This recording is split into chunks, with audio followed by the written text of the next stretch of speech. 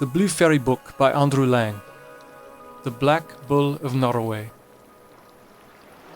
And many a hunting song they sung, and song of game and glee, then tuned to plaintive strains their tongue, of Scotland's luve and lee, to wilder measures next they turn, the black, black bull of Norroway. Sudden the tapers ceased to burn, the minstrels ceased to play. The Coot of Kielda by J. Leighton. In Norway, lang syne, there lived a certain lady, and she had 3 daughters. The oldest of them said to her mither, "Mither, bake me a bannock and roast me a collop, for I am gone awa to seek my fortune." Her mither did say, and the doctor gaed awa to an old witch washerwife, and told her purpose. The old wife bade her stay that day, and gang and look out her back door, and see what she could see. She saw nacht the first day. The second day she did the same, and saw nacht. On the third day she looked again, and saw a coach and 6 coming along the road. She ran in and told the old wife what she saw. "Aweel," quoth the old wife, "yon's for you." So they took her into the coach and galloped off. The second daughter says to her mither, "Mither, bake me a bannock and roast me a collop, for I'm gone awa to seek my fortune." Her mither did say, and awa she gaed to the old wife, as her sister had done. On the third day she looked out of the back door, and saw coach and 4 coming along the road. "Aweel," quoth the old wife, "yon's for you." So they took her in, and aft they set. The third daughter says to her mither, "Mither, bake me a bannock and roast me a collop, for I'm gone awa to seek my fortune." Her mither did say, and awa she gaed to the old witch wife. She bade her look out her back door and see what she could see. She did say, and when she came back, said she saw nacht. The second day she did the same, and saw nacht. The third day she looked again, and on coming back, said to the old wife, she saw nacht but a muckle black bull come roaring along the road. "Aweel," quoth the old wife, "yon's for you." On hearing this, she was next to distracted with grief and terror, but she was lifted up and set on his back, and awa they went. Aye, they travelled, and on they travelled, till the lady grew faint wi' hunger. "Eat out of my right lug," says the black bull, "and drink out of my left lug, and set by your leavings." So she did as he said, and was wonderfully refreshed. And lang they gaed, and sair they rade, till they came in sight of a very big and bonny castle. "Yonder we maun be this night," quoth the bull, "for my old brither lives yonder." And presently they were at the place. They lifted her off his back, and took her in, and sent him away to a park for the night.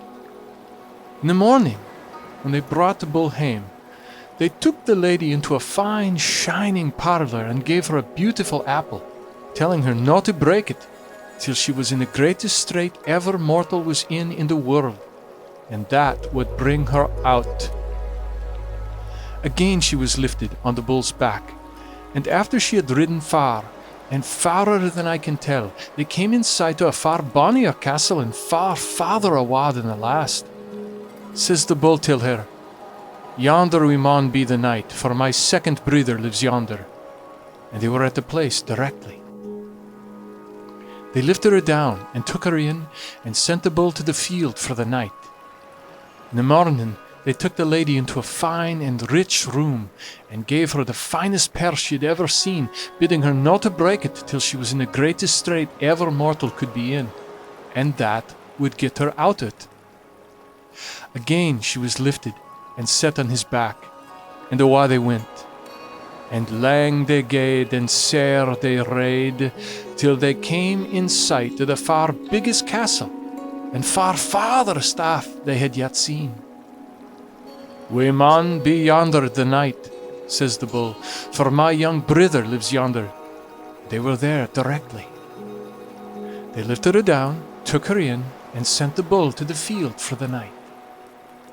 In the morning they took her into a room, the finest of all, and gave her a plum, telling her not to break it till she was in the greatest strait mortal could be in, and that would get her out it. Presently they brought hame the bull, set the lady on his back, and awa they went. And aye they gaed, and on they rade, till they came to a dark and ugsome glen, where they stopped, and the lady lighted down. Says the bull to her, Here ye maun stay till I gang and fight the deil. Ye maun seat yoursel on that stane, and move neither hand nor foot till I come back, else I never find ye again. And if everything round about ye turns blue, I hae beaten the deil, but should the things turn red, he'll hae conquered me. She set herself down on the stane, and by, all round her turned blue. O'ercome with joy, she lifted the ae foot and crossed it o'er the ither. Sae glad was she that her companion was victorious. The bull returned, and sought for, but never could find her. Lang she sat, and aye she grat, till she was wearied. At last she rase and gaed awa, she kedna where till. On she wandered till she came to a great hill of glass that she tried all she could to climb, but was not able. Round the bottom of the hill she gaed, sobbing and seeking a passage o'er, till at last she came to a smith's house, and the smith promised, if she would serve him 7 years, he would make her iron shoon wherewith she could climb o'er the glassy hill. At 7 years' end she got her iron shoon, clamb the glassy hill, and chanced to come to the old washerwife's habitation. There she was telled of a gallant young knight that had given in some bloody sarks to wash, and where washed they sarks was to be his wife. The old wife had washed till she was tired, and then she set to her dochter, and baith washed, and they washed, and they better washed, in hopes of getting the young knight. But all they could do, they could not bring out the stain. At length they set the stranger damosel to work, and whenever she began, the stains came out pure and clean. But the old wife made the knight believe it was her dochter had washed the sarks. So the knight and the eldest dochter were to be married, and the stranger damosel was distracted at the thought of it, for she was deeply in love with him. So she bethought her of her apple, and breaking it, found it filled with gold and precious jewelry, the richest she had ever seen. All these, she said to the eldest daughter, I will give you, on condition that you put off your marriage for a day, and allow me to go into his room alone at night. So the lady consented, but meanwhile the old wife had prepared a sleeping drink and given it to the knight, who drank it, and never wakened till the next morning. The lee lang night their damsel sobbed and sang.